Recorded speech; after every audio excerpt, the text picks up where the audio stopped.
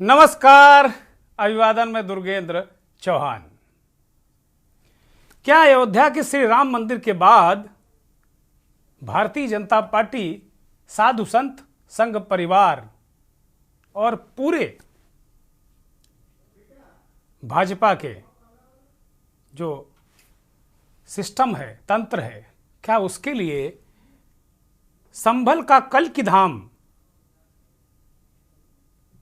एक महत्वपूर्ण शक्ति केंद्र बनने जा रहा है? क्या एक राजनीति का नया अवतार होने जा रहा है? या राजनीति में जो कल के अवतार एक स्वरूप लेने जा रहा है? हो सकता है कि एक दो दिन बाद इस देश का मुख्य धारा का मीडिया भी जो आज हम चर्चा कर रहे हैं, जो सवाल उठा रहे हैं, इस पर आए।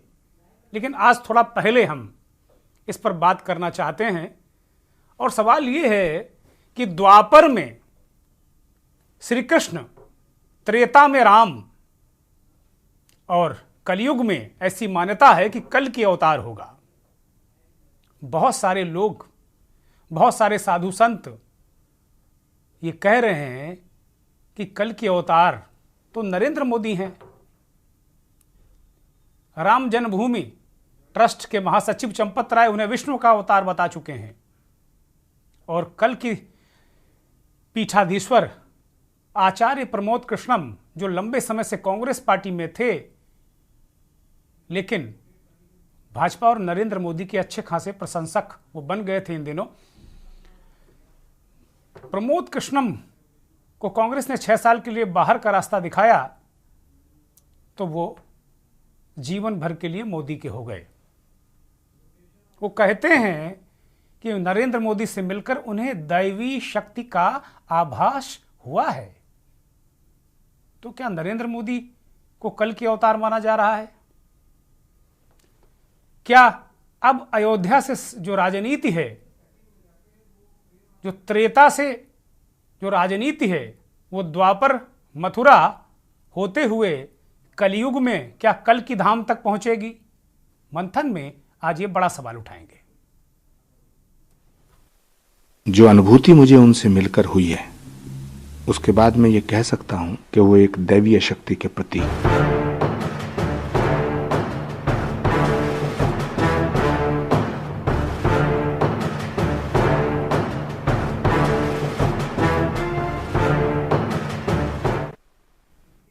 आखिर ऐसा क्या हुआ कि कांग्रेस के लिए मोर्चा लेने वाले कल के पीठाधीश्वर आचार्य प्रमोद कृष्णम को दैवी शक्ति का आभास होने लगा और वो ये मान बैठे कि जो बातें वो कह रहे हैं कांग्रेस पार्टी उन्हें बाहर का रास्ता दिखाएगी, और दिखा भी दिया। रितेश्वर महाराज ने क्यों कहा कि नरेंद्र मोदी के पास दैवी शक्तियां हैं? क्या सच में नरेंद्र मोदी को उन दैवी शक्तियों का आशीर्वाद प्राप्त है या वो दैवी शक्तियों के मालिक हैं?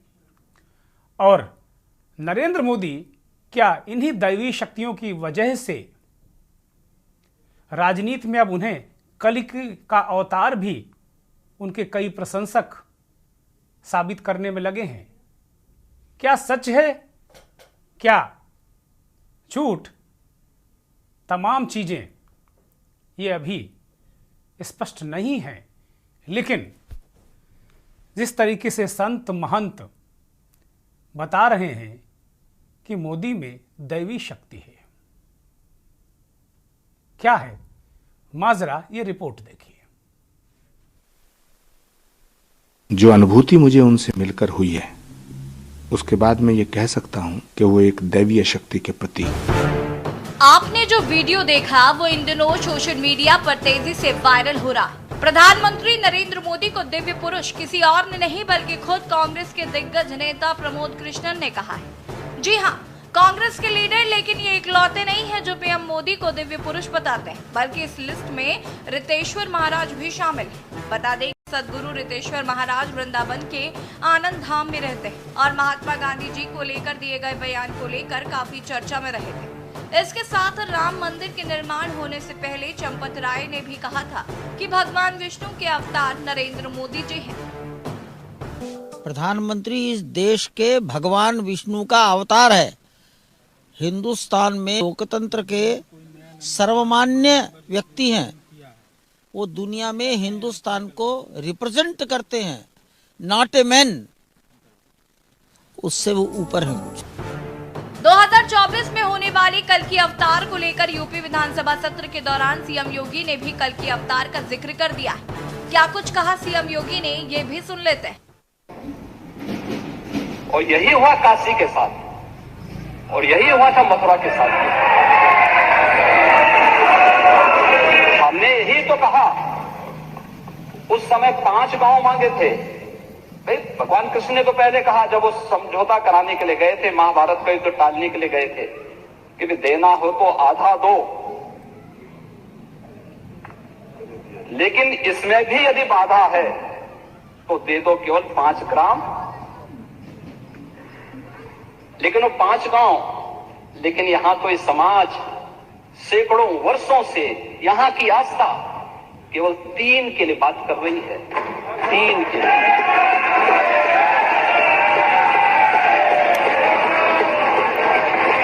वो 3 के लिए भी इसलिए वे विशिष्ट स्थल हैं, वे सामान्य नहीं है। ईश्वर की अवतरण की धरती है,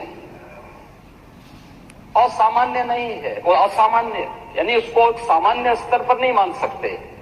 योगी आदित्यनाथ के बयान के बाद अब राजनीति गलियारों में जोर शोर सियासत तेज हो गई है कि जिस तरह से भगवान विष्णु ने द्वापर और त्रेता में अवतार लिया, उसी तरह से कलयुग में भगवान विष्णु ने मोदी के रूप में कल की अवतार लिया। फिलहाल देखने वाली बात ये होगी कि ये कल की अवतार पर राजनीति कब थमेगी। आज मंथन में इसी पर चर्चा की जाएगी।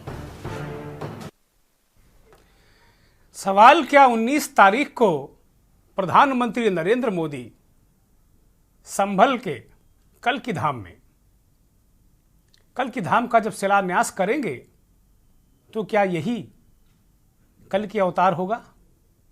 और राजनीति का ये क्या कल की अवतार है? या जैसा मैंने कहा कि त्रेता, द्वापर और फिर कलयुग, अयोध्या, मथुरा और कल की धाम, तो क्या ये सियासी अवतार है या दैवी शक्तियां हैं? बड़ा चिंतन, बड़ा मंथन। उत्तर प्रदेश के मुख्यमंत्री योगी आदित्यनाथ प्रधानमंत्री के कार्यक्रम की तैयारियों का जायजा लेने के लिए आज संभल गए और वहां उन्होंने कल की धाम में बैठक करके जायजा लेके गर्भगृह में जहां प्रधानमंत्री को जाना है, शिलान्यास करना है, सारे कार्यक्रम की रूपरेखा को समझा और पीठाधीश्वर आचार्य प्रमोद कृष्णम से भी बातचीत की, मशवरा किया, हेलीपैड वगैरह देखा। तो कुल मिलाकर अगर कहा जाए कि क्या ये राजनीति का कल की अवतार है, क्योंकि अयोध्या को लेकर जो आंदोलन चला, मंदिर को लेकर जो बातें हुई, अब वो सारी बातें बीजेपी और उसके जो सहयोगी संगठन हैं वो इस बात को कह रहे कि उन्होंने जो कहा वो कर दिखाया, मंदिर वहीं बनाया। तो अयोध्या का जो पूरा चैप्टर है वो ओवर हो चुका है लगभग। अब मथुरा और काशी और उसके बाद एक नया धाम, कल की धाम, कल की अवतार। बहुत सारे लोग मोदी को विष्णु का अवतार, कल का अवतार कह रहे हैं और कलयुग में भगवान विष्णु, ऐसी मान्यता है कि कल के अवतार में इस धरा पर आएंगे। तो एक बात और है इसके पीछे कि प्रभु जन्म कब लेते हैं, जब धरती में क्या स्थितियां, परिस्थितियां होती हैं जब प्रभु जन्म लेते हैं, ये भी बड़ा महत्वपूर्ण सवाल है। तो क्या वैसी स्थितियां, परिस्थितियां हैं? लेकिन जो कुछ भी हो, राजनीति चूंकि पश्चिमी उत्तर प्रदेश बीजेपी के लिए बेहद महत्वपूर्ण है और सभी राजनीतिक दलों के लिए बेहद महत्वपूर्ण है। किसान आंदोलन और जाटों की नाराजगी के बाद पश्चिमी उत्तर प्रदेश में एक ऐसे समीकरण बन रहे थे कि बीजेपी को मुश्किलें आ रही थी और आरएलडी के साथ ना होने के कारण और भी दिक्कतें थी, लेकिन आरएलडी को साथ में लेकर आए। चौधरी चरण सिंह को उन्होंने, सरकार ने भारत रत्न दिया और उनके पोते आरएलडी के चीफ जयंत चौधरी ने एनडीए से नाता जोड़ लिया। लेकिन इसी बीच जो बीजेपी का शीर्ष नेतृत्व तो उसके रणनीतिकार एक दूसरे मोर्चे पर भी काम कर रहे थे, वो था कल की अवतार, कल की धाम, कि अगर आरएलडी से कोई बात अंतिम दौर में ना पहुंचे तो फिर राजनीति का कल की अवतार और कल की धाम को लेकर भी एक बड़ा अभियान छेड़कर कम से कम एक अच्छा खासा माहौल पश्चिमी उत्तर प्रदेश में बनाया जा सकता है, और वो भी अंजाम में पहुंच गया। प्रधानमंत्री नरेंद्र मोदी 19 तारीख को, इसी 19 फरवरी को कल की धाम जाकर शिलान्यास करेंगे, गर्भगृह में जाएंगे, पूजन करेंगे और पूरा एक विस्तृत कार्यक्रम बना हुआ है। तमाम नेता इशारों में कह चुके हैं कि 19 तारीख को संभल में कल की धाम में कल की अवतार होने वाला है। शायद उनकी मुराद यह है कि राजनीति का कल की अवतार है। अब वास्तव में कल की अवतार कब होगा, क्या होगा, इसके बारे में मैं बहुत ज्ञाता तो हूँ नहीं, एक सामान्य सी जानकारी रखता हूँ, तो इसके बारे में बहुत सारे साधु संत महंत बताएंगे। हमारे साथ मेहमानों का पैनल एक जुड़ गया है। भीष्म सिंह देवल वरिष्ठ पत्रकार संभल से हमारे साथ जुड़े हैं। देवल साहब, बहुत स्वागत, बहुत धन्यवाद, आभार आपका। चूँकि हमने इस पूरे मसले को समझने के लिए जो स्थानीय लोग हैं, इसीलिए मैंने भीष्म सिंह देवल को इस चर्चा में शामिल किया कि वो स्थानीय है और कल की धाम, कल की अवतार के बारे में बहुत सारी बातें वो जानते होंगे, ऐसी मेरी मान्यता है। महंत शुभम गिरी जी महाराज अयोध्या से, माफ़ कीजिएगा, हमारे साथ हरिद्वार से जुड़े हुए हैं, धर्माचार्य हैं। महंत शुभम गिरी जी महाराज, आपका स्वागत, बहुत धन्यवाद, आभार। राजेश रस्तोगी कांग्रेस के नेता प्रवक्ता हमारे साथ जुड़े हैं। राजेश जी, बहुत स्वागत, बहुत धन्यवाद। और भारतीय जनता पार्टी के नेता प्रवक्ता जफर नकवी साहब भी जुड़ गए हैं। नकवी साहब, आपका भी बहुत स्वागत, बहुत धन्यवाद, बहुत आभार आपका। भीष्म सिंह देवल साहब से चर्चा की शुरुआत करते हैं। देवल साहब, ये पूरा जो राजनीति का, मैं तो ये कहूंगा कि भाई अयोध्या के बाद अब कल की धाम, और त्रेता से लेके पहले त्रेता अयोध्या, फिर द्वापर मथुरा और कलयुग कल की धाम, ये क्या एक रोड मैप बाकायदे तय किया गया है भारतीय जनता पार्टी के द्वारा? और बहुत सारे लोग, बहुत सारे संत महंत प्रधानमंत्री को कोई विष्णु का अवतार कह रहा है, कोई कल की का अवतार, कुछ लोग तो ये भी कह रहे हैं कि 19 तारीख को कल की का अवतार हो जाएगा कल की धाम में, मोदी जब वहां जाएंगे। इसको लेकर ये किस किस कोण से इसको देखा जा सकता है पूरे कार्यक्रम को? प्रमोद कृष्णम चूंकि एक राजनीतिक व्यक्ति रहे हैं, वो चुनाव भी लड़े हैं लखनऊ से, वो कांग्रेस की राजनीति करते रहे हैं, तो इसको सिर्फ धर्म और धर्माचार्यों के एंगल से नहीं देखा जा सकता, इसमें राजनीति तो है। देवल जी। जी बिल्कुल, जाहिर तौर पर राजनीति है, और अब तो सीधी राजनीति है, और राजनीति है लोकसभा चुनाव से ठीक पहले भारतीय जनता पार्टी ने सही अवसर तलाशा है। अवसर यह तलाशा है कि देखिए, राम मंदिर बना दिया, राम मंदिर का उद्घाटन कर दिया, और अब देखिए कल की मंदिर की बुनियाद रख रहे हैं, कल की धाम का शिलान्यास कर रहे हैं। जहां तक आचार्य प्रमोद कृष्णम जी की बात है, तो जाहिर तौर पर वो कांग्रेस से जुड़े रहे हैं, कांग्रेस के नेता हैं, लंबे समय से वो प्रयास कर रहे थे कल की धाम बनाने का। 2016 में उन्होंने बाकायदा इसके शिलान्यास की तिथि तय कर दी थी। उत्तर प्रदेश में समाजवादी पार्टी की सरकार थी, और समाजवादी पार्टी की सरकार में शिवपाल सिंह यादव से उन्होंने अपने अच्छे संबंध स्थापित कर शिवपाल सिंह यादव को इसके शिलान्यास के लिए बुलाया था। लेकिन यहां प्रशासन की रिपोर्ट के आधार पर मुख्यमंत्री अखिलेश यादव ने साफ तौर पर निर्देश दिया कि कानून व्यवस्था की स्थिति पैदा होगी, कहीं ना कहीं इसका विरोध भी है, तो इस शिलान्यास पर पाबंदी लगा दी गई थी। अब भाजपा की सरकार है, आचार्य प्रमोद कृष्णम ने परिस्थितियों को अपने अनुकूल किया, और उसके बाद अचानक ट्विटर पर, एक्स पर एक तस्वीर आती है कि वो प्रधानमंत्री नरेंद्र मोदी को अपना निमंत्रण दे रहे हैं कल की धाम शिलान्यास का, और कुछ ही देर में प्रधानमंत्री जी की तरफ से भी सकारात्मक जवाब आता है कि ये मेरे लिए सौभाग्य की बात है कि मैं ऐसे अवसर का साक्षी बनूंगा। जी, तो जाहिर सी बात है कि अब जिस तरह अब ये कि बड़ा इवेंट बन गया है, कल की धाम के शिलान्यास की अगर बात करें तो कल की धाम के शिलान्यास में 19 फरवरी को प्रधानमंत्री नरेंद्र मोदी के कार्यक्रम में 40 से 50 हजार लोग शामिल होंगे, इस तरह की उम्मीद जताई जा रही है। भारतीय जनता पार्टी का संगठन भी इसमें सक्रिय हो गया। अकेले संभल जनपद से 500 बसों में कार्यकर्ता पहुंचेंगे। इसके अलावा दूसरे जनपदों से भी लोगों को बुलाया जा रहा है या नहीं है, अभी मेरे पास पुष्ट जानकारी नहीं है, लेकिन जो चीजें मुझे बताई गई हैं, जो चीजों की मुझे जानकारी है, उसके हिसाब से मुझे लगता है कि 40 से 50 हजार लोग इस शिलान्यास कार्यक्रम में प्रधानमंत्री नरेंद्र मोदी को सुनने के लिए पहुंचेंगे। तो जाहिर तौर पर अब ये लोकसभा चुनाव से ठीक पहले एक बहुत बड़ा इवेंट बन गया है। देवल साहब, आपने बड़ी महत्वपूर्ण जानकारी दी कि भाई 2016 में शिवपाल सिंह यादव को करना था। क्या कल की धाम को लेकर कहीं अखिलेश यादव उस वक्त इस बात को डर गए थे कि ध्रुवीकरण कहीं ना हो जाए, मुसलमान कहीं ना नाराज हो जाए?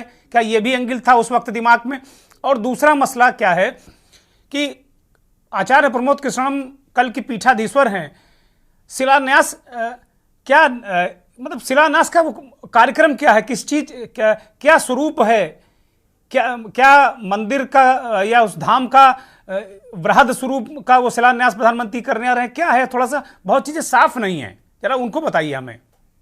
जी बिल्कुल, पहले सवाल का जवाब मैं आपको देता हूं। जब 2016 में आचार्य प्रमोद कृष्णम ने शिलान्यास का कार्यक्रम तय किया था, तब संभल के सांसद डॉक्टर शफीकुर रहमान बर्क ने इसके विरोध में आवाज उठाई थी।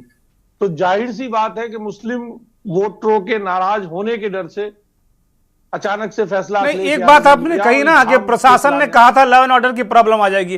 क्या जमीन को लेकर कोई मसला है? क्या किसी आबादी का कोई एतराज है? इस तरह कोई मसला है क्या वहां पे? जी बिल्कुल, मैं बता दूं, कुछ लोग आवाज उठाते हैं असल में जहां ये लोग पहले मैं आपके पहले सवाल का जवाब देता हूं। आपने कहा कि ये क्या है, वृहद स्वरूप है, क्या है, तो ये क्लियर होना जरूरी है। इसके बाद इस बात पर आता हूं। कल की जहां तक बात है कि धर्म ग्रंथों में वर्णित है कि संभल में कलयुग में भगवान विष्णु कल्कि के रूप में अवतार लेंगे। इसी अवधारणा के तहत धर्म ग्रंथों को पढ़कर महारानी अहिल्याबाई होलकर ने कई सौ साल पहले यहां संभल में एक कल्कि मंदिर बनवाया था। अति प्राचीन कल्कि मंदिर है, उसमें देश से भक्त यहां आते हैं दर्शन करने के लिए जी। अब से 18 साल पहले आचार्य प्रमोद कृष्णम जब प्रमोद त्यागी से संत के रूप में प्रमोद कृष्णम बने, तब उन्होंने एचोड़ा कंबो गांव में कल्कि महोत्सव का आयोजन कराना शुरू किया। 5 दिन का यह कार्यक्रम होता है। उसके बाद ही रूपरेखा बनी कल्कि धाम की।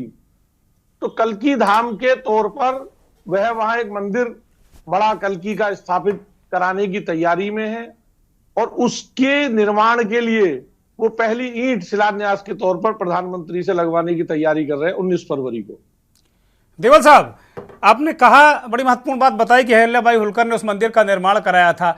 तो जो मंदिर था उतना ही है। प्रमोद कृष्णन आचार्य प्रमोद कृष्णम हो गए, पीठाधीश्वर हो गए, लेकिन उसमें कोई इजाफा नहीं हुआ, मंदिर का स्वरूप वही है। अब ये एक तरीके से लगभग एक बहुत विस्तृत अयोध्या जैसा स्वरूप वो चाहते हैं या उससे आसपास का।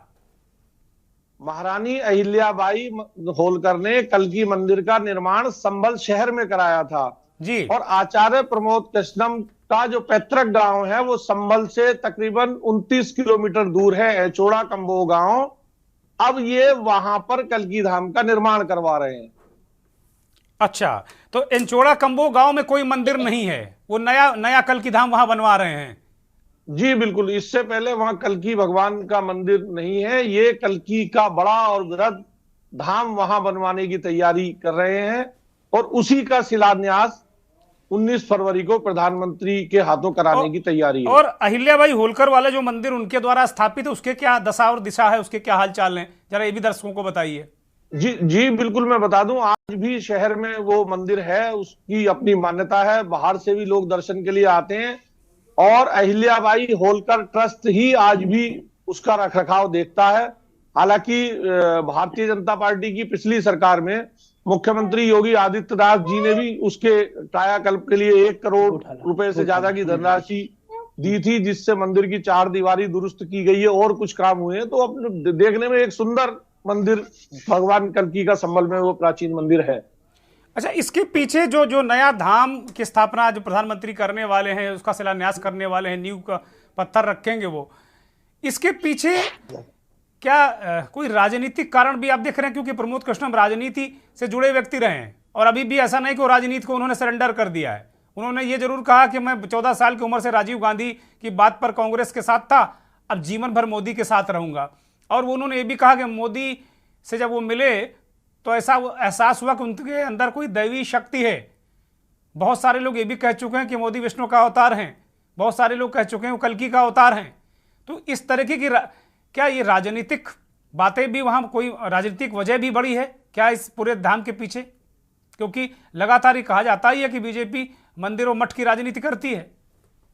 दूसरी एक बात यह है कि आज देश में इतने मठों के शंकराचार्य हैं, इतने बड़े बड़े मंदिर हैं, लेकिन कल्कि के नाम पर एक बड़े धाम की गुंजाइश थी। उस मौके को आचार्य प्रमोद कृष्णम ने समय से कैश किया या उस बात को समझा और वो उसको लेकर के आगे बढ़े हैं। जाहिर सी बात है, कलयुग में भगवान कल्कि के प्रति पूजा अर्चना को लेकर लोगों में मान्यता है, लोगों में श्रद्धा है।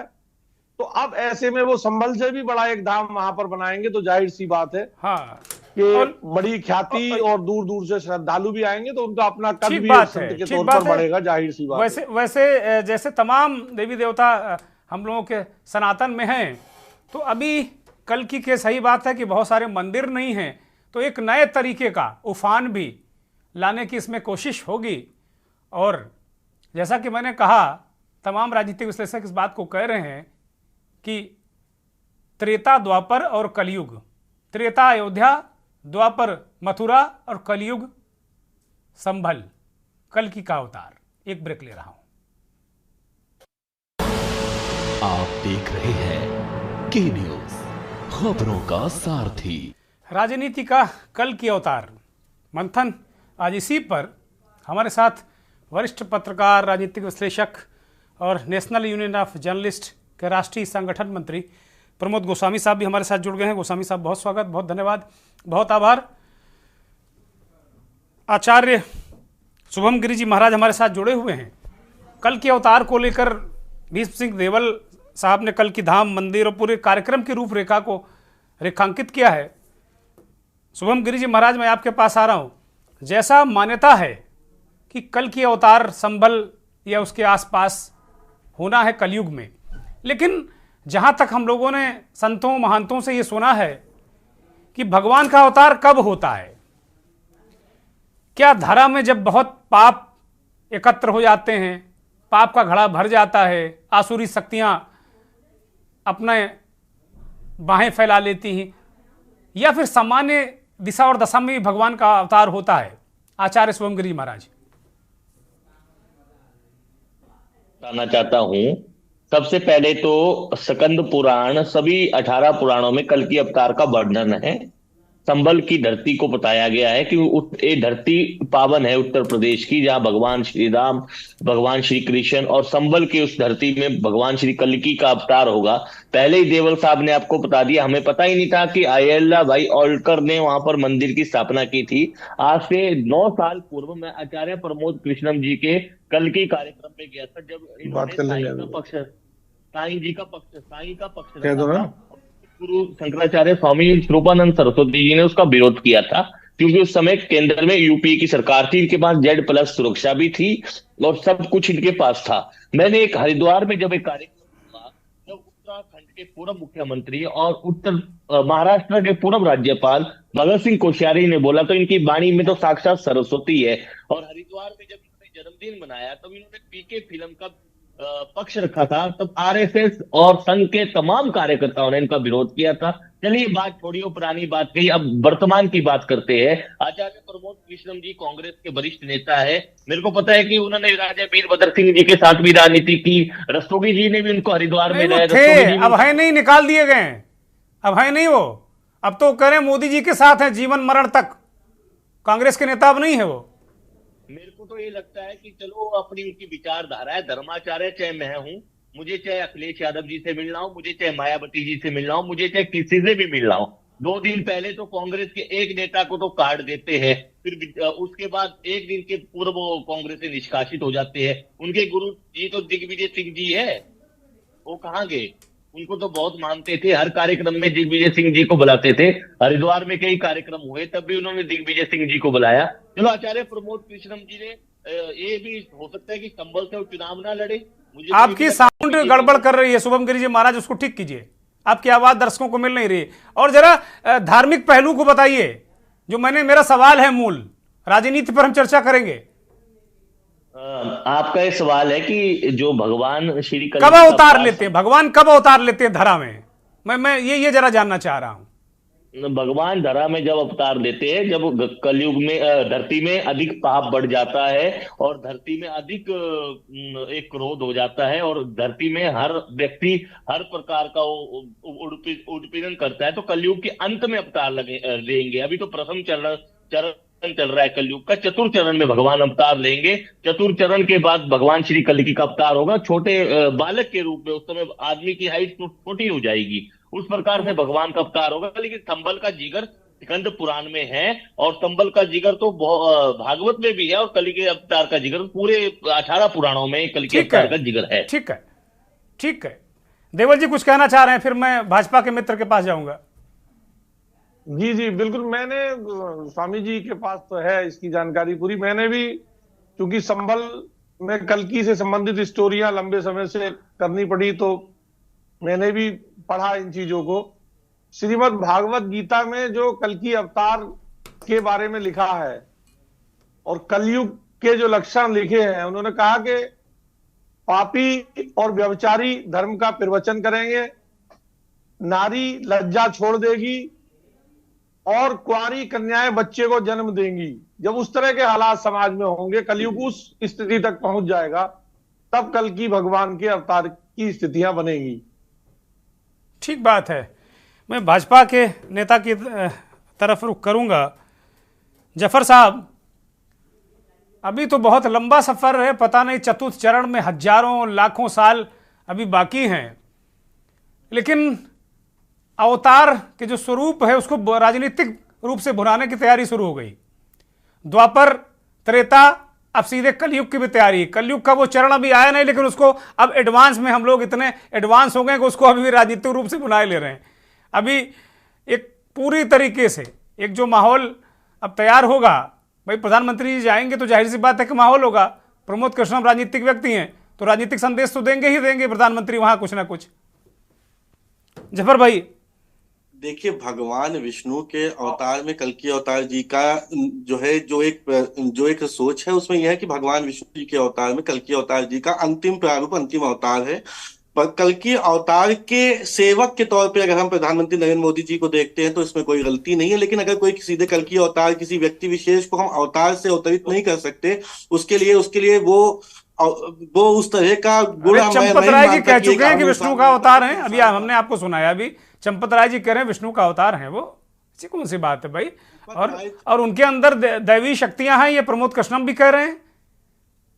सर देखिए, किसी व्यक्ति के कहने से कोई व्यक्ति अवतार पुरुष नहीं हो सकता। अवतार पुरुष की जो संभावनाएं हैं, अवतार पुरुष की जो परिलक्षण होते हैं, वो उसकी एक अलग होती है कि राजनीतिक व्यक्ति या एक सामान्य व्यक्ति को हम भगवान का अवतार नहीं मान सकते, भगवान का सेवक मान सकते हैं कि उसके अनुसरण कर रहा है, उसी किसी अवतार का अनुसरण कर रहा है। मैं और जो बात रही कल्कि धाम को लेकर जो हम बात कर रहे हैं, तो अगर उस धाम का निर्माण के लिए प्रधानमंत्री नरेंद्र मोदी जी को उन्होंने आमंत्रित किया है और वो वहां जा रहे हैं, तो सौभाग्य की बात है हमारे देश के लिए, हमारे देश के सनातनी भाइयों के लिए, कि कल्कि पीठाधीश्वर के माध्यम से कल्कि धाम का अगर वहां पे उद्घाटन हो रहा है तो देश के लिए सौभाग्य की बात है, और उत्तर प्रदेश में संभल जिले के लिए सौभाग्य की बात है। और मैं किसी व्यक्ति विशेष को अवतार पुरुष नहीं कह सकता हूं, क्योंकि ना मेरी औकात है और ना किसी आम जनमानस की हैसियत होती है कि किसी व्यक्ति को भगवान का जफर भाई इसको लेकर जैसा अभी देवल साहब ने कहा कि वहां के सपा सांसद ने विरोध किया था, बिल्कुल इसका शिलान्यास 2016 में शिवपाल जी ही कर देते, प्रमोद कृष्णम जी चाहते थे शिवपाल जी कर लें, तत्कालीन सरकार भी मदद करे। लेकिन क्या आपको लगता है कि कोई वोटों की राजनीति, जिन वोटों की राजनीति सपा करती है उसकी वजह से पीछे हट गई होगी, ऐसा लगता है क्या आपको? और आज वो प्रधानमंत्री उसको साकार रूप दे रहे हैं।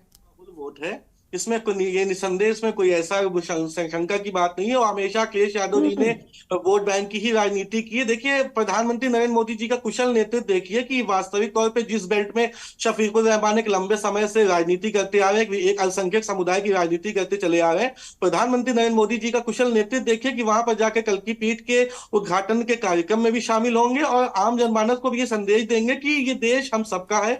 इस देश में सभी समानांतर से सोच के साथ अल्पसंख्यक बहुसंख्यक समान विचारधारा के साथ देश के विकास की बात करें, देश के सम्मान की बात करें। और कल्की पीठ के जो भी संरचना के लिए उद्घाटन के लिए प्रधानमंत्री नरेंद्र मोदी जी जा रहे हैं, इसमें देश के किसी भी व्यक्ति को, न किसी संत को, न किसी महात्मा को किसी प्रकार का विरोध होना चाहिए। रही बात आचार्य प्रमोद कृष्णन जी की, नहीं, मैं राजनीति समझना चाहता हूं इसमें क्योंकि राजनीतिक संदेश तो है इसमें। मैं ये जरा समझना चाहता हूं कि आप लोग मतलब ये विशुद्ध धार्मिक कार्यक्रम मान रहे हैं इसको, या कहीं ना कहीं कोई इसमें है? क्योंकि मैं बिल्कुल इसको एकदम, तो मैं इस बात से बिल्कुल इत्तेफाक नहीं रखता कि ये विशुद्ध धार्मिक कार्यक्रम है, ये पूजा पाठ है सिर्फ, नहीं, इसमें कहीं ना कहीं राजनीति तो है।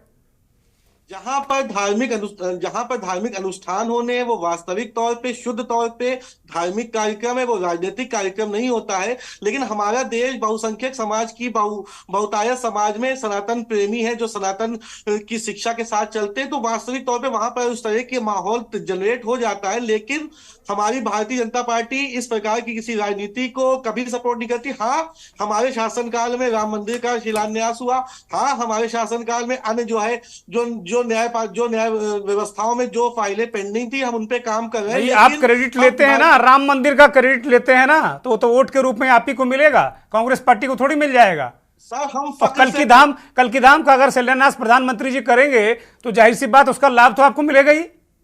हम सीना तान के कहते हैं कि भगवान रामलला की जो प्राण प्रतिष्ठा हुई वो हमारे शासनकाल में हुई। हम सीना तान के कहते हैं कि हिंदुस्तान में विद्वेष भावना का अंत भारतीय और मुख्यमंत्री जी ने अभी विधानसभा में कहा कि भाई हमने 3 मांगे हैं, हमें 3 दे दो, नहीं तो फिर उन्होंने बाकायदे दुर्योधन वाला वो उदाहरण भी दिया है कि 5 गांव नहीं दिए तो फिर बिल्कुल महाभारत हो गई। अच्छा सवाल दुर्गेन जी किया आपने। मुख्यमंत्री जी ने कहा ना कि भाई हमें 5 गांव दे दो, उन्होंने दबे शब्दों में कह दिया कि हमें 3 दे दो, हम 3 मांग रहे हैं, नहीं तो फिर उन्होंने कहा कि भाई 5 गांव नहीं दिए महाभारत हो गई। हमारा देश सौहार्दपूर्ण माहौल के साथ ही चलेगा। जहां पर कुछ व्यवस्थाओं में अनियमितताएं आएंगी वहां के लिए माननीय न्यायालय हम सभी के लिए है, चाहे वो अल्पसंख्यक समाज हो या बहुसंख्यक समाज हो। जहां वाद विवाद से अंत नहीं होगा वहां न्यायालय उसमें अपना हस्तक्षेप करेगा और वहां पे उसी हिसाब से फैसला होगा। और इस तरह की कूटनीति करने वाले जो विपक्षी दल है, हम उनकी सोच से बहुत ऊपर है। कूटनीति विपक्षी कहां कर रहे हैं? सारी नीति कूटनीति सारे बयान तो आप लोगों के हैं, आप भी भगवान बना देते हो। आप ही के दल के नेता कहते हैं भाई 5 गांव का उदाहरण देते हैं, इसमें कहां विपक्ष है? शुभम गिरी जी महाराज 5 सेकंड, फिर मैं राजेश रस्तोगी के पास जाऊंगा, काफी देर से प्रतीक्षा कर रहे हो। जनता पार्टी का नेता होकर आपके चैनल पे डंके की चोट पे बोल रहा हूं कि हाँ, मैं भगवान विष्णु के अवतार, कल्कि अवतार के सेवक के तौर पे आदरणीय नरेंद्र मोदी जी को देखता हूं और भारतीय जनता पार्टी के समस्त कार्यकर्ता देश में सौहार्दपूर्ण माहौल के लिए ही जफर भाई आप बहुत मासूम नेता हैं। जफर भाई आप बहुत मासूम नेता हैं, बड़े बेहतरीन नेता हैं, आप दिल से भी बड़े साफ आदमी हैं, ऐसा मुझे लगता है। शुभम गिरी जी महाराज जल्दी से बोलिए। हाँ बोलिए, आप बोलिए दुर्गेंद्र जी। मैं ये कह रहा हूँ, देखिए कल की जो अवतार के लिए आचार्य प्रमोद कृष्णम जी ने एक बयान आया था कि मैं सभी राजनीतिक दलों के अध्यक्षों को, सभी को वहां पर आमंत्रित करूंगा, देश के प्रधानमंत्री को, देश के राष्ट्रपति को। और ये भी बात आपको पहले ही वरिष्ठ पत्रकार जी ने बता दी, क्योंकि इलाहाबाद हाई कोर्ट ने उनको कल की धाम बनाने के लिए उनकी जो याचिका थी उसके पक्ष में उन्होंने केस जीता है।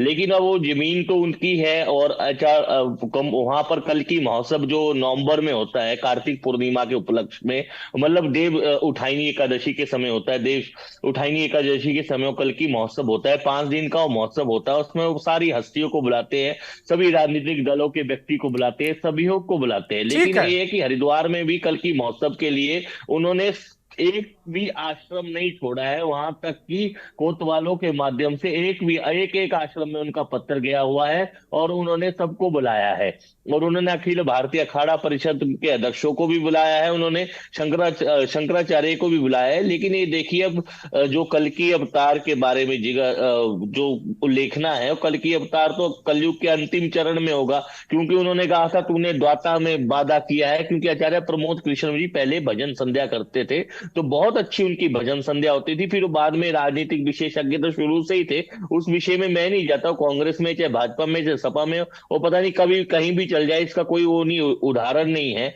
लेकिन ये बात तो मानने की है दुर्गेंद्र जी कि अगर वो देश के प्रधानमंत्री जी से शिलान्यास करा रहे हैं तो इसमें कोई बुराई नहीं है। लेकिन एक बात तो मैं उसमें कहना चाहता हूं कि वो भीड़ कहां से लाएंगे, उन्होंने 1 लाख भीड़ दिखाने का वादा किया, वो भीड़ कहां से लाएंगे वहां? 1 लाख नहीं, 5-6 लाख भीड़ जा रही है। अभी देवल साहब ने बताया कि 500 बसें तो केवल संभल से हैं आसपास। मैं राजेश रस्तोगी का रुख करूंगा। रस्तोगी साहब, लगातार आपकी पार्टी में वो रहे, आप लोगों ने कल्कि धाम का शिलान्यास नहीं कराया, आपकी 10 साल सरकार रही, आप Z+ देकर उनको अपना टरकाते रहे, चुनाव लड़ा दिया, लेकिन कल्कि धाम के लिए आप लोगों ने कुछ नहीं किया। अब वो कह रहे हैं मोदी जी में उनको दैवी शक्तियां दिख रही हैं। ये शुभ कार्य होते हैं, जो महान कार्य होते हैं, उनका जो समय निकलता है वो तभी निकलता है जब उसका शुभ मुहूर्त होता है। कल्कि धाम का पूरा संबल जानता है, पूरा प्रदेश जानता है कि एक विवाद चल रहा था।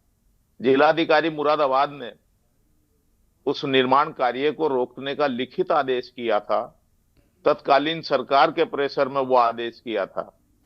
वो मुकदमा सेशन कोर्ट मुरादाबाद में चला, हाई कोर्ट में चला, और पिछले ही वर्ष माननीय उच्च न्यायालय इलाहाबाद का निर्णय कल्कि धाम का निर्माण कराए जाने का आया, जिसके आधार पर ये 19 नवंबर को हो रहा है। उस शिलान्यास में, उस धाम के कार्यक्रम में, समारोह में श्री आचार्य प्रमोद कृष्णम जी महाराज ने कल्कि पीठाधीश्वर के रूप में देश के प्रधानमंत्री को आमंत्रित किया है, और वो उसमें आ भी रहे। मैं तो उत्तराखंड से हूं, हमारे यहाँ उत्तराखंड के संत महापुरुष काफी बड़ी संख्या में आचार्य प्रमोद कृष्णम जी के निमंत्रण पर संभल पहुंच रहे हैं, जहां ये कार्यक्रम आयोजित हुआ है। और जैसा कि शास्त्रों में सर्वविदित है, आपकी पार्टी ने क्या उनको इसलिए निकाल दिया कि वो कल्कि धाम का शिलान्यास प्रधानमंत्री से करा रहे हैं? क्या आपकी पार्टी इन धर्म कर्म के कार्यों से बहुत ज्यादा ताल्लुक नहीं रखती है क्या? उसको दिक्कत होती है क्या? क्योंकि आप लोग अयोध्या भी नहीं गए, अभी लगातार इस बात को लेकर चर्चा हो रही थी। अयोध्या जाने के लिए या नहीं जाने के लिए ये परिस्थितियां हैं पार्टी की। पार्टी हमारे नेता इस पर बताइए क्या परिस्थितियां रही? क्या प्रमोद कृष्णा ने प्रधानमंत्री को निमंत्रण दे दिया, इसलिए पार्टी ने उनको 6 साल के लिए निकाल दिया? अब वो कह रहे हैं भाई राजीव गांधी ने 14 साल की उम्र में उनकी उंगली थामी थी और कांग्रेस का हाथ थामे अब तक वो थे, अब वो मोदी जी के साथ रहेंगे मरने तक। तो आप लोगों की क्या ये नीति है? आचार्य जी मजबूत संत तो हैं ही, इसमें तो कोई शक की बात है ही नहीं है। और मैं इसमें राजनीति की बात नहीं करूंगा, ना कांग्रेस पार्टी के बारे में कुछ कहूंगा। मैं इतना जरूर कहूंगा, 4,32,000 वर्षों का कलयुग है और हम 3,102 वर्ष पूरे हो चुके हैं। भगवान विष्णु 10वें अवतार के रूप में, कल्कि के रूप में, उनका 10वां अवतार कल्कि के रूप में होगा और उत्तर प्रदेश के संभल में होगा।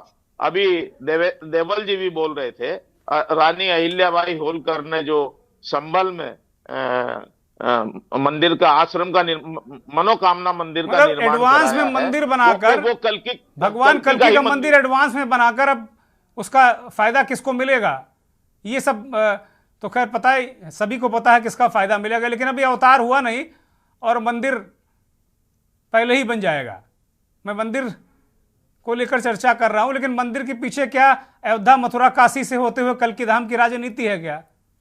अयोध्या में जो मंदिर का निर्माण हुआ है, भगवान जन्म ले चुके थे उसके बाद हुआ है। और जो संभल में निर्माण हो रहा है कल की धाम का, जहां भगवान जन्म लेंगे, वो उसमें समय है लेकिन धाम बंदा है। ये नहीं है कि 19 तारीख को ही भगवान उसमें जन्म लेंगे। माननीय प्रधानमंत्री जी उसके शिलान्यास में आ रहे हैं। बहुत सारे लोगों ने कहा कि 19 को अवतार हो जाएगा।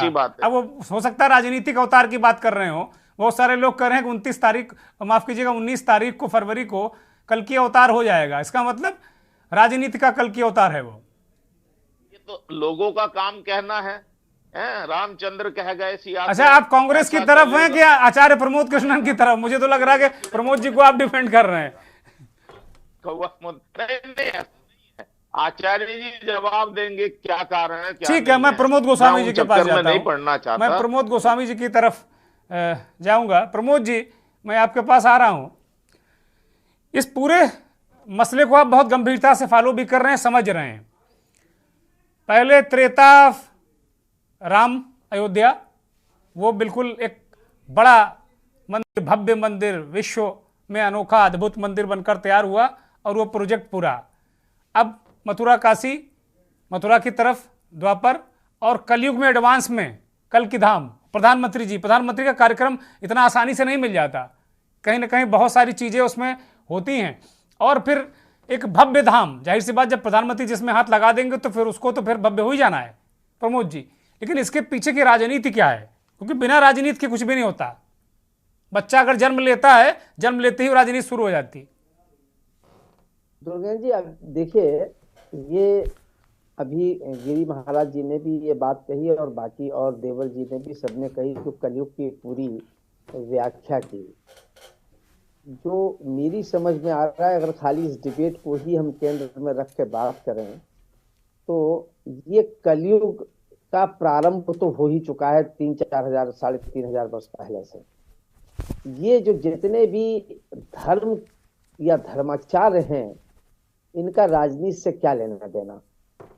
ये राजनीति में क्यों इनका मैं इसको लेके कभी कभी बड़ी सोच में पड़ जाता हूं कि धर्माचार के लिए दल की निष्ठा, राजनीति, सांसद बनना, राज्यसभा में जाना, ये धर्माचार्यों का तो कृत्य नहीं है।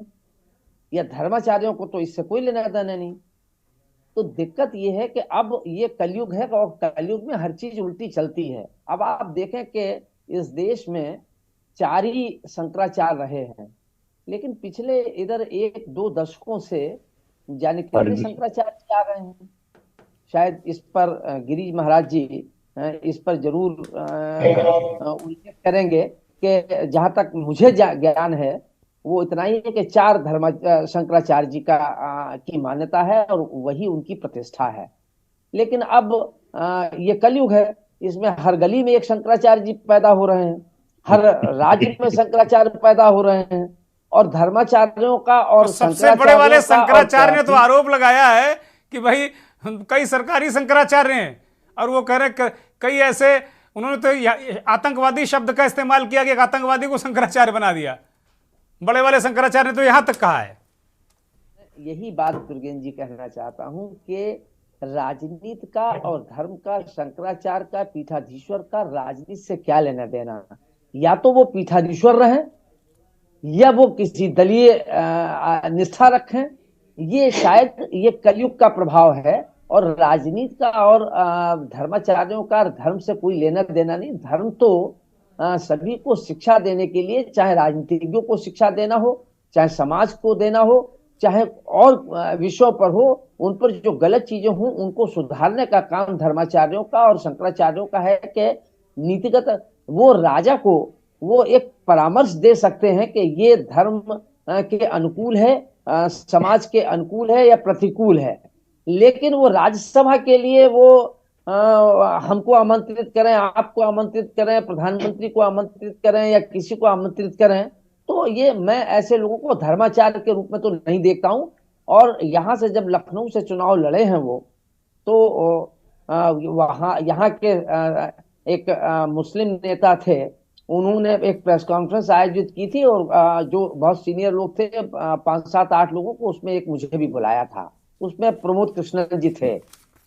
और वहां जब तो मुझे लगता है कि इनका धर्म से क्या लेना देना, और मतलब इसको जो ये इसमें कोई तो कल की अवतार तो होना ही है, और कल की अवतार का शास्त्रों में, पुराणों में, ग्रंथों में उसका उल्लेख है, लेकिन उसको अब असल में अवतारों को भी बेचने की परंपरा और प्रक्रिया शुरू हो गई है।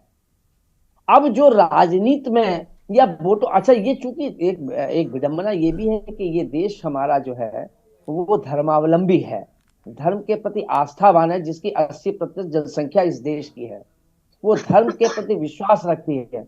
मुझे लगता है कि ऐसे धर्माचार्यों से धर्म के प्रति जो निष्ठा है, धर्म के प्रति जो लगाव है, वो कहीं ना कहीं कमजोर पड़ेगा, या धर्म को के प्रति जो आस्था है वो कमजोर होगी। इन धर्माचार्यों ने, मैंने जो आपसे कहा कि लखनऊ में थे, तो लखनऊ में जो उनके, मतलब मैं यहाँ इस टीवी पर मैं कहना नहीं चाहता हूं कि उन्होंने अपने जब यह चुनाव लड़े अपने वोट मांगने के लिए क्या कहा था हम लोगों से, अब मरते तक भाजपा में रहेंगे। और मैं जानता हूं मैं जानता हूं कि इसके बाद जब सत्ता कभी भी, ये तो एक निरंतर प्रक्रिया है, अगर होगी तो फिर इनका स्वरूप बदल जाएगा धर्माचार का। गोस्वामी जी, जरा इसका राजनीतिक गणित पश्चिमी उत्तर प्रदेश को लेकर बताइए, क्योंकि मेरा बिल्कुल स्पष्ट मानना है कि ये प्लान पहले ए था, लेकिन अब चौधरी जयंत के आने के बाद ये प्लान बी है बीजेपी का। मुझसे पूछ रहे हैं? हाँ, आप ही से पूछ रहा हूं गोस्वामी।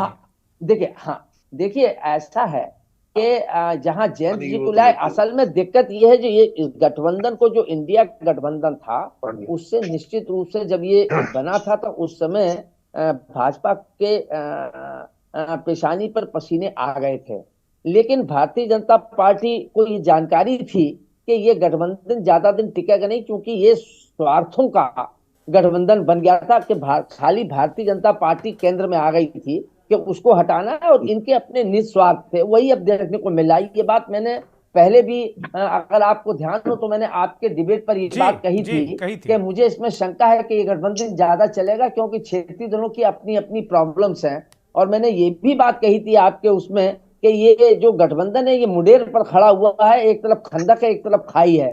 भारतीय जनता पार्टी का डर है कि अगर 24 में भारतीय जनता पार्टी आ जाएगी तो क्षेत्रीय दल समाप्त हो जाएंगे, लेकिन वहीं दूसरी तरफ जो है वो कांग्रेस, जितने भी देश में क्षेत्रीय दल है वो गैर कांग्रेसवाद के नाम पर बने हैं, तो कांग्रेस का साथ लिए बगैर गठबंधन पूरा नहीं होता, और कांग्रेस को साथ रहते हैं तो क्षेत्रीय दलों को दिक्कत होती है। अगर कांग्रेस मजबूत होगी तो क्षेत्रीय दल सिमट जाएंगे, तो उनके सामने ये बड़ी धर्म संकट की स्थिति वो जो अब सामने आ रहा है। नीतीश कुमार जी जो झंडा लेके चले थे वो भी हट गए, उनके अपने स्वार्थ थे, अब वो कुछ भी हिसाब कह लीजिए तो वही है, तो सभी लोग जानते हैं। अब आप देख लीजिए कि उत्तर प्रदेश में कांग्रेस के गठबंधन को लेके, सीटों को लेके हो चला है, बंगाल में आप चले जाइए वहां मुस्लिम वोटों को लेके कि वो कहीं हमारे में सेन ममता जी अपने आप जो है वो पंजाब में ये वितंक्रम खड़ा किए हुए, तो ये गठबंधन का कोई मतलब नहीं है। और शायद इसीलिए जयंत जी ले लीजिए, जयंत जी का पूरा अभी तक बनता रहा,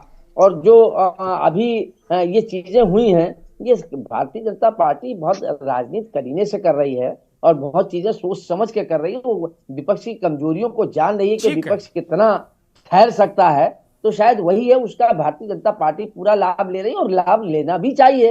राजनीति कर रहे हैं, वो खिलवाड़ तो नहीं कर रहे हैं, और विपक्ष जो है वो अलग थलग पड़ा हुआ है। पश्चिम उत्तर प्रदेश की जहां तक बात है, मुझे लगता है कि देखिए भारतीय जनता पार्टी के साथ जाट तो जुड़ा हुआ था थोड़ा बहुत, अजीत क्या नाम जयंत के आ जाने से कोई बहुत बड़ा लाभ हो जाएगा ऐसा मुझे कोई संभव, लेकिन जयंत के जाने से जो मुस्लिम, क्योंकि अगर चौधरी चरण सिंह का आप वहां पश्चिम उत्तर प्रदेश में जहां तक मेरी जानकारी है कि वहां जाट और मुस्लिम का कॉम्बिनेशन रहा है, अब ऐसी स्थिति में इनके पास से सारा मुस्लिम तो खसक जाएगा, जो जयंत की पार्टी का अपना वोट बेस वोट बैंक था वो दर्द जाएगा, तो और जाट जो है वो कहीं ना कहीं बीजेपी के साथ था। जो हाँ ये जरूर है कि इनको 2-3 सीटें मिल जाएंगी, राज्यसभा में जो बात कहा है वो हो जाएगा।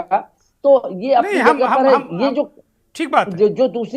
जो दूसरी कल्कि अवतार की बात कर रहे हैं, जो वहां संभल में आचार्य प्रमोद कृष्णन साहब बनाने जा रहे हैं, मुझे लगता है कि इसका कोई लाभ नहीं। और जहां तक जो 1 लाख भीड़ या 2 लाख भीड़ या 5 लाख भीड़ की बात कही जा रही है, वो भारतीय जनता पार्टी की अपनी ताकत है, भारतीय जनता पार्टी का अपना संगठन है, ये वो लेके आएंगे। और प्रमोद कृष्णन वहां 1 लाख तो छोड़ दीजिए, 10,000 लोगों को जोड़ना प्रमोद कृष्णन के अकेले के बुते का नहीं है। ठीक बात है। एक अंतिम टिप्पणी देवल साहब के से मैं चाहूंगा। देवल साहब, मैं आपके पास आ रहा हूं अंतिम टिप्पणी इस कार्यक्रम की। राजनीतिक दृष्टि से क्या इसे महत्वपूर्ण माना जा सकता है? बीजेपी की राजनीति की दृष्टि से कोई फायदा होने वाला है? जी बिल्कुल। लोकसभा चुनाव से ठीक पहले जिस तरह से ये इवेंट हो रहा है, लोकसभा चुनाव में कहीं ना कहीं भाजपा को फायदा देगा। क्योंकि जिस तरह अयोध्या और श्री राम लोगों के मन में है, उसके बाद अचानक भगवान श्री कल्कि और कल्कि के धाम के नाम पर भी इतना बड़ा इवेंट, तो जाहिर तौर पर भाजपा इसका लाभ उठाएगी और भाजपा को कहीं ना कहीं इसका लाभ मिलेगा भी। आचार्य प्रमोद कृष्णम का धाम कब तैयार होगा, क्या उनको लाभ मिलेगा, ये भविष्य की बातें हैं। लेकिन तत्कालिक तौर पर लोकसभा चुनाव में भाजपा को कहीं ना कहीं इस बेल्ट में इसका फायदा मिलेगा, ये लगता है। बहुत शुक्रिया भीष्म सिंह देवल साहब, जफर अली नकवी साहब, महंत शुभम गिरी जी महाराज, प्रमोद गोस्वामी साहब और राजेश रस्तोगी साहब, आपका भी बहुत बहुत धन्यवाद। बहुत आभार उन करोड़ों दर्शकों का जो के न्यूज़ को देखते हैं, हमारे इस खास कार्यक्रम मंथन को देखते हैं। बड़ा सवाल यही है कि क्या ये रोड मैप है, क्या पश्चिमी उत्तर प्रदेश को लेकर और उत्तर प्रदेश को लेकर क्या ये बीजेपी का बड़ा प्रोजेक्ट है, अयोध्या मथुरा काशी जैसा प्रोजेक्ट बनेगा? ये आने वाला वक्त बताएगा। बहुत बहुत धन्यवाद। नमस्कार।